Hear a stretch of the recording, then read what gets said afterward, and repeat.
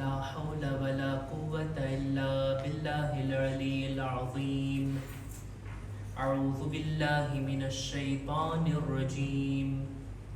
بسم الله الرحمن الرحيم. الحمد لله الذي جعل الحمد مفتاحا لذكره وسببا للمزيد من فضله ودليلا على آلائه وعظمته. ثم الصلاة والسلام والتحية والإكرام على خير خلقه وأفضل بريته حافظ سره ومبلغ رسالاته الذي سمي في السماء بأحمد وفي الأرض بأبي القاسم محمد. اللهم صل على محمد وعلى أهل بيته الطيبين الطاهرين المعصومين المظلومين ولعنة الله على أعدائهم أجمعين. أما بعد فقد قال الله سبحانه وتعالى في كتابه الكريم. بسم الله الرحمن الرحيم. المال والبنون زينة الحياة الدنيا والباقيات الصالحات خير عند ربك ثوابا وخير أملا. صلوات بر محمد وآل محمد. اللهم صل على محمد وآل محمد. ખુદાવંદ આલમની આપેલી તૌફીકથી શબે જુમા ઇબાદતોની આ શબમાં આપણે બધા વાજિબાતને અદા કર્યા બાદ દુઆ અને તિલાવત અને ત્યારબાદ ફર્શ અઝા પર બેસીને ઝિક્રે ઇમામે હુસૈન કરવા માટે જમા થયા છીએ. આ શબની અંદર કુરાન મજીદની એક આયતની મેં તિલાવત કરી તમારી સામે સૂરે કહેફની 46મી આયત. ખુદાવંદ આલમ આયતની અંદર માણસની જિંદગીની ઝીનત, આ દુનિયાવી હયાતની શોભા અને ખૂબસૂરતી જેની અંદર છે એ બે ચીજોનો ખુદા ઉલ્લેખ કરે છે કે અલ માલ વલ બનૂન ઝીનતુલ હયાતી દુનિયા. આ દુનિયાની જિંદગીની ઝીનત અને ખૂબસૂરતી આ છે કે ઇન્સાન પાસે માલ હોય અને ઔલાદ હોય. આ બે એવી ચીજો છે કે દુનિયાના કોઈ પણ મકસદ સુધી પહોંચવું હોય તો આ બે ચીજની જરૂરત પડે જ. અને આ બે ચીજો વડે દુનિયાની માદી નેમતોને હાસિલ કરી શકાય. ઇન્સાનની મૂડી, ઇન્સાનનું કેપિટલ, ઇન્સાનનો સરમાયો કોઈ ચીજ હોય આ દુનિયામાં તો આ બે ચીજ છે. એક છે માલ અને બીજું ઔલાદ. બાકી બધી ચીજો આ બે તરફ પલટે છે, માલ તરફ અને ઔલાદ તરફ. આ વાતની ખુદાવંદ આલમ જાણ તો કરે છે, પણ એના કરતાંય બહેતર સારી વાત ઈ છે કે જે આખિરતમાં કામ આવે. માલ જેટલો પણ ઇન્સાન પાસે હોય આ દુનિયામાં જ, ઔલાદ જેટલી પણ ઇન્સાનની હોય, જેટલી સારી હોય, બધું આ દુનિયામાં જ. આખિરતની વાત ખુદા કરે છે ને કે છે વલ બાકિયાતુસ સાલિહાત ખૈરુન ઇન્દા રબ્બિકા સવાબન વ ખૈરુન અમલા. અને બાકિયાતુસ સાલિહાત આ શબ્દ યાદ રાખવા જેવો શબ્દ છે. બાકિયાતુસ સાલિહાત આનો ડિક્શનરીમાં અર્થ થાય કે એવી નેકીઓ કે જે બાકી રહેતી હોય, એવા સારા કામો કે જેનો અસર ટકી રહેતો હોય એને કહેવાય બાકિયાતુસ સાલિહાત. આ બાકિયાતુસ સાલિહાત એનો સવાબ ખુદાની નજદીક વધારે છે, બહેતર છે અને એનાથી ઉમ્મીદ પણ વધારે છે. બાકિયાતુસ સાલિહાત વધારે ઉમ્મીદ આપે છે આપણને નજાત માટે. બાકિયાતુસ સાલિહાત એટલે શું?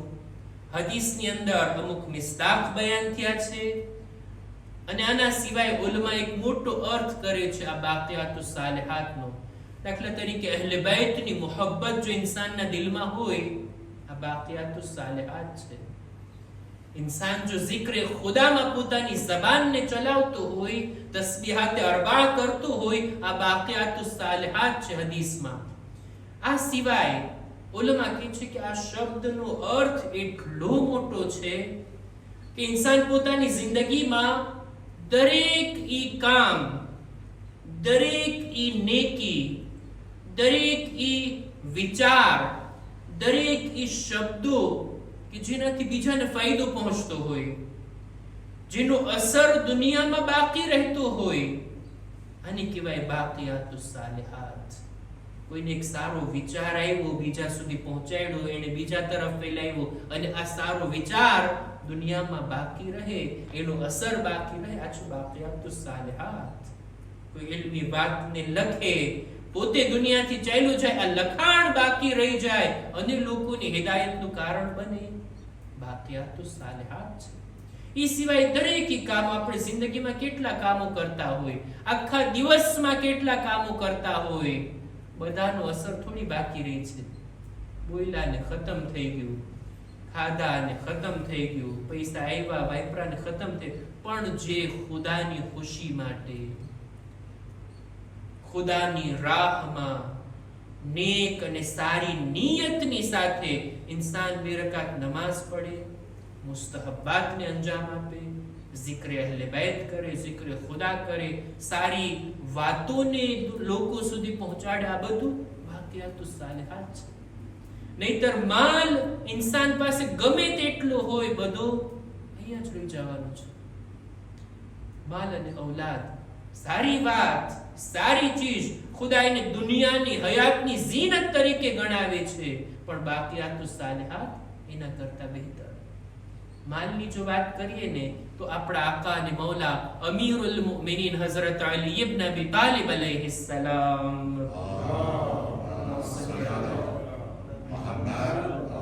એક હદીસની અંદર ફરમાવે છે કે લિકુલ્લિ ઇમ્રિઇન ફી માલિહી શરીકાન અલ-વારિસ વલ હવાદિસ. દરેક ઇન્સાનના માલમાં બે ભાગીદાર હોય છે. બે ચીજો છે કે જે ઇન્સાનના માલમાં ભાગ પડાવે છે. ઇન્સાન માલને વળગીને રહી છે ને, દિલથી લગાવીને રાખે છે. માલ તો બહુ પ્યારો હોય છે ઇન્સાનને, બીજી બધી ચીજોને આપી દેવા તૈયાર. તમે કયો તમારી પાસે આવીને તમારા પગ દબાવી દે, એના માટે તૈયાર, પણ ખીચામાં હાથ નાખીને માલ કાઢવો બહુ મુશ્કેલ છે. માલને ઇન્સાન ખૂબ સાચવીને રાખે, ખૂબ સંભાળીને રાખે.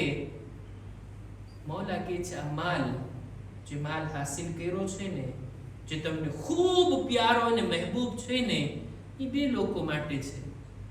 યા તો કોઈ એવો હાદસો પેશ આવે, એવો વાક્યો બને, એવી ઘટના આવે, એવું કંઈ બને કે આ માલમાં નુકસાન આવી પડે. થાય છે ને, માલદાર લોકોને ગરીબ અને ફકીર થતા આપણે જોયા છે. કાલે કેટલું હતું ને આજે કઈ હતું નહોતું થઈ ગયું. માલ એના બે ભાગ છે. એક ભાગ હવાદિસ, એવા વાકયા, એવો હાદસો, એવો એક્સિડન્ટ થાય કે આ માલ એકદમથી ચાલ્યો જાય, ખોટ પડે ને નુકસાન આવી જાય. ઇન્સાનના માલનો એક ભાગ આ હાદસા અને આ નુકસાન માટે છે. અથવા તો બીજું બને કે કઈ એવો હાદસો બને કે પોતે દુનિયાથી ચાલ્યો જાય, તો આ માલ વારિસ લોકોનો છે. આપણા બાદ જે આપણા વારસદાર છે એ લોકો વાપરશે. મૌલા કહે છે આમાં તારું શું છે? કઈક નુકસાન આવી જાય, બધો માલ હાલ્યો જાય, એવું પણ શક્ય છે. એક જ ઘડીમાં જેટલો હતો માલ બધો ચાલ્યો જાય, એ પણ પોસિબલ છે. અને એક જ ઘડીમાં તું દુનિયાથી ચાલ્યો જાય, એ પણ શક્ય છે. માલ ચાલ્યો જશે વારસદારોના હાથમાં. આ દુનિયામાં ઇન્સાન મારો માલ, મારો પૈસો, મારી દોલત, મારું મારું કરે છે ને. એક હદીસ તમને સંભળાવું. રસૂલ ખુદા સલ્લલ્લાહુ અલૈહિ વસલ્લમ ફરમાવે છે,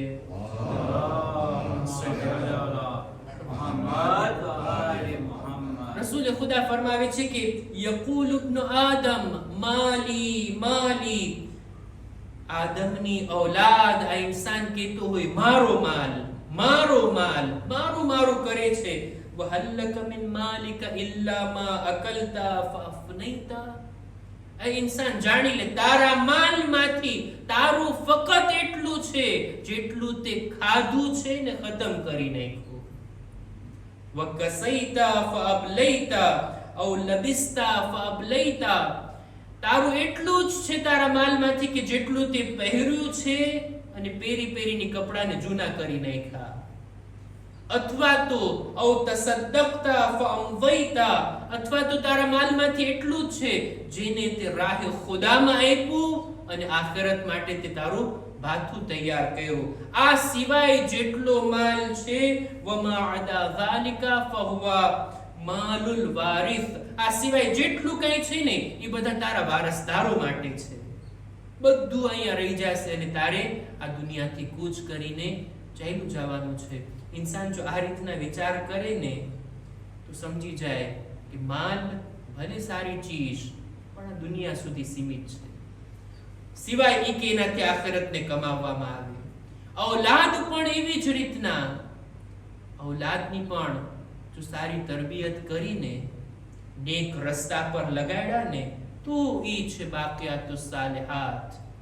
નહીતર આ ઔલાદ પણ મોટી થઈને મોઢું ફેરવી લેશે, ઇન્સાનથી દૂર થઈ જશે. જેવી રીતના પેલા એકલા હતા બાદમાં પણ એકલા થઈ જશે. પણ આ બાકિયાતુસ સાલિહાત જો બનાવવામાં આવે આ માલને અને આ ઔલાદને. હજી એક હદીસને બયાન કરીને હું વાતને પૂરી કરું. એક માણસ આપણા ચોથા ઇમામ ઇમામે ઝૈનુલ આબિદીન અલૈહિસ સલામ એમની પાસે આવીને શિકાયત કરે છે, મૌલા મારી જિંદગીમાં બહુ મુશ્કેલાત છે, ખૂબ જ પરેશાનીઓ છે, એટલી સખ્તીથી મારી જિંદગી ગુજરી રહી છે. મૌલા એની મુસીબત સાંભળી પહેલા એની મુસીબતો કરતાય મોટી મુસીબતને બયાન કરે છે જે દરેક ઇન્સાનો માટે છે. એક એવી જનરલ વાત કે જે બધાને લાગુ પડે છે. દરેકની જિંદગીમાં હોય મુશ્કેલાત. આ માણસ પણ પોતાની ખાસ મુશ્કેલોને લઈને આવ્યો હતો. ઇમામ કહે છે ઇન્સાનની 3 મુશ્કેલો છે આ દુનિયાની અંદર. એ 3માંથી એકથી ઇબરત હાસિલ નથી કરતો. જો એકથી પણ ઇબરત હાસિલ કરી લઈને તો દુનિયાની તમામ મુશ્કેલાત આ મુશ્કેલની સામે આસાન લેખાશે. દુનિયાની તમામ સખ્તીઓ એના માટે હલકી અને હળવી બની જશે. મિસ્કીનુન ઇબ્નુ આદમ લહુ ફી કુલ્લી યૌમિન 3 મસાઇબ. આ કેટલો કમજોર, કેટલો બિચારો છે આ ઇન્સાન કે જેના માટે દરરોજ જિંદગીમાં 3 મુસીબતો આવી રહી છે. સૌથી પહેલું મૌલા કહે છે કે પહેલી મુસીબત એ છે કે ઇન્સાન દરરોજ જુએ છે કે એની ઉંમરમાંથી એક દિવસ ઓછો થઈ ગયો. દિવસ ઉગે, તારીખ બદલાય અને જુએ છે કે એની ઉંમરમાંથી એક દિવસની કમી થઈ ગઈ. આ કઈ મોટી મુસીબત, નાની મુસીબત છે? ચોથા ઇમામ કહે છે મોટી મુસીબત છે. આગળ મૌલા કહે છે, તર્જુમો બયાન કરું, મૌલા કહે છે કે ઇન્સાનના માલમાં જો કોઈ ખોટ આવે ને એ ખાડો પૂરી શકાય. આજે નુકસાન થઈ ગયું, કાલે કમાવી લઈશું. આજે પૈસા ચાલ્યા ગયા, કાલે પૈસો બનાવી લેશું. પણ ઉંમર જો ચાલી ગઈ પાછી નથી આવવાની. જિંદગીનો એક દિવસ ઓછો થઈ ગયો. આ નાની મુસીબત નથી. હર રોજ ઇન્સાન આને ધ્યાનમાં લે. આ પહેલી વાત. ત્યારબાદ મૌલા કહે છે બીજી વાત ઈ કે હર રોજ ઇન્સાનનો દિવસ ઉગીને ઇન્સાન પોતાની રોજી મેળવે છે. દરરોજ પોતાનું રિસ્ક હાસિલ કરે ને, યા તો હલાલથી આવે છે યા હરામથી. હલાલથી આવશે તો એનો હિસાબ દેવાનો છે, હરામથી આવશે તો એનો અઝાબ ચાખવાનો છે. ઇમામ કહે છે આ મુસીબત છે. રિસ્ક આવે છે કયા રસ્તે થયા એનું પણ ધ્યાન દેવાનું છે, એની પણ ફિક્ર કરવાની છે. મૌલા કહે છે શા માટે આના તરફ તવજ્જો નથી રહેતી? હાસિલ તો કરીએ છીએ, હલાલ હોય તો હિસાબ, હરામ હોય તો અઝાબ. આ બીજી ચીજ અને ત્રીજી ચીજ. મૌલા કહે છે દરરોજ ઇન્સાન દિવસ ઉગે છે અને કયામતથી એક કદમ નજદીક થાય છે, એક ડગલું આગળ વધે છે કયામતની તરફ. અને કયામતનો દિવસ પણ માલુમ નથી, એનું ઠેકાણું જન્નત છે કે જહન્નમ નક્કી નથી, એને ક્યાં જવાનું છે આ પણ મુસીબતથી કમ નથી વાત. મૌલા કહે છે આ ત્રણ બાબતોને ઇન્સાન જો ધ્યાનમાં રાખે ને, હરરોજ એના તરફ તવજ્જો કરે ને, દુનિયાની તમામ મુસીબતો આસાન, તમામ મુશ્કેલો એના માટે સરળ બની જાય. આ ફિક્રમાં રહે મારી ઉંમર જઈ રહી છે, મારો રિસ્ક હલાલ તરફથી આવે ન હરામ તરફથી. અને ત્રીજું કયામતની વ્યાધિ કરવાની છે, જહન્નમથી બચી અને જન્નતના હકદાર બનવાનું છે. બહરહાલ જે વાતને મેં બયાન કરી કે ખુદાવંદ આલમ સૂરે કહેફની 46મી આયતમાં બયાન કરે છે માલ અને ઔલાદ ઇન્સાનની આ દુનિયાવી હયાતની ઝીનત છે, પણ બાકિયાતુ સાલિહાત ટકી રહેવા વાળી નેકી એ બહેતર છે, એનો સવાબ ખુદાની બારગાહમાં, અને એનાથી નજાતની ઉમ્મીદ પણ વધારે રાખી શકાય. બસ અઝીઝો, ચોથા ઇમામની જ એક riwayatને બયાન કરી અને આપની સહેમતને તમામ. આપણા ચોથા ઇમામ કરબલાના બનાવ બાદ હંમેશા કરબલાને યાદ કરીને ગિરિયા કરતા, કોઈ મોકો હાથમાંથી જવા ન દેતા કે કરબલા વાળાઓની પ્યાસ, એમના મસાએબ, એમની મુસીબતોને યાદ ન કરતા હોય. વુઝુ માટે પાણી આવતું તો કરબલાની પ્યાસને યાદ કરતા. રોઝો ખોલતી વેળા, જ્યારે ઇફતાર કરતી વેળા સુફરા પર બેસતા તો કરબલા વાળાઓને યાદ કરતા. હદ તો ઈ હતી બજારમાં જાનવરોને ઝિબાહ કરતા જોતા તો એને પાણી પીરાયું કે નહીં આ વાતની તપાસ કરીને કરબલાના શહીદોને યાદ કરતા. ઇમામ એક દિવસ બજારમાં જોયા એક ગરીબ, એક ફકીર, એક એવો ઇન્સાન કે જે મદીનાનો રહેવા વાળો ના હતો, લોકોની દરમિયાન હાથ ફેલાવીને મદદ માંગી રહ્યો છે. ઇરહમૂની અય્યુહન નાસ ફઇન્ની રજુલુન ગરીબ, એ લોકો તમે મારા પર રહેમ ખાઓ, હું તમારા મદીનાનો રહેવા વાળો નથી, હું ગરીબુલ વતન છું, મારી મદદ કરો. ઇમામ જ્યારે આ વાતને સાંભળ્યા એની બાજુમાં જઈને કહે છે ભાઈ, બેશક તું ફકીર છો, બેશક તું મોહતાજ છો, જરૂરતમંદ છો, પણ મને આટલું બતાવ, તું તારા વતનથી દૂર છો, જો આજે મદીનામાં તને મોત આવે, શું તારો જનાઝો દફન અને કફન વગર પડ્યો રહેશે? બોલો માણસ કહે છે નહીં મૌલા, કેવી વાત કરો છો, મુસલમાનોની દરમિયાન જો મને મોત આવશે, કોઈને કોઈ મારા પર રહેમ ખાઈ મને કફન આપશે, મને ગુસ્લો કફન આપી મને દફન કરી દેશે, આ વાતનું મને યકીન છે મૌલા, બસ આટલું સાંભળવું હતું. ઇમામ કરબલા તરફ જોઈને કહે છે હે બાબા, આ ગરીબુલ વતન માણસને પણ સફરમાં આટલું યકીન છે મર્યા પછી એને ગુસ્લો કફન મળશે, એને દફન કરવામાં આવશે. હાય એ કેવા નામના મુસલમાનો હતા કે જેઓ એ દશ્તે કરબલામાં તમને કત્લ કર્યા બાદ, તમારા સરને નોકે નેઝા પર બુલંદ કર્યા બાદ, તમારા લાશાને પામાલ કર્યા બાદ બે ગોરો કફન જલતી જમીન પર મૂકીને ચાલ્યા ગયા. અલા લઅનતુલ્લાહ અલા القوم الظالمين سيعلم الذين ظلموا أي منقلب ينقلبون إنا لله وإنا إليه راجعون. परवरदिगार हमारी मुख्तसर इबादत ने कबूल फरमा. खुदाया हमारा माँ बाप ना गुनाहों ने माफ कर, हमारी औलाद ने नेक तौफीक अता कर. परवरदिगार हमारा मरहुमीन ने मगफिरत फरमाओ. दुनिया में दरेक मुमिनीन मुमिनात ने जान माल इज्जत आबरू ने हिफाजत फरमा. जालिमों ने नीस्तो नाबूद कर, मजलूमीन ने हिमायत फरमा. परवरदिगारा ज़माना ना इमाम ना ज़ुहूर मा जल्दी कर. हमारा आमाल थकीम ना दिल ने राज़ी ने खुशनूद फरमा. रब्बना तक़ब्बल मिन्ना इन्नका अंतस समीउल अलीम.